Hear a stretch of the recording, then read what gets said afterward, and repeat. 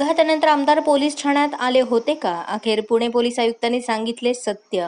आमदार पोलीस ठाण्यात आले होते ही बाब सत्य आहे, ते पोलिसांच्या रेकॉर्डवर आहे.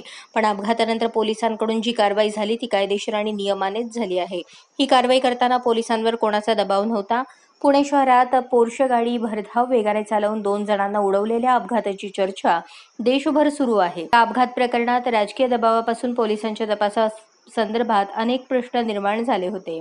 अखेर पुणे पोलीस आयुक्त अमितेश कुमार यांनी शुक्रवारी पत्रकार परिषद घेऊन या प्रकरणाची संपूर्ण माहिती दिली. या प्रकरणामुळे चर्चेत आलेले अजित पवार गटाचे आमदार सुनील टिंगरे यांच्या संदर्भात स्पष्ट भूमिका अमितेश कुमार यांनी मांडली.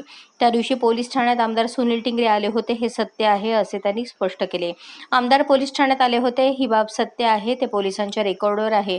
पण अपघातानंतर पोलिसांकडून जी कारवाई झाली ती नियमानेच झाली आणि ही कायदेशीर कारवाई करताना पोलिसांवर कोणाचा दबाव नव्हता.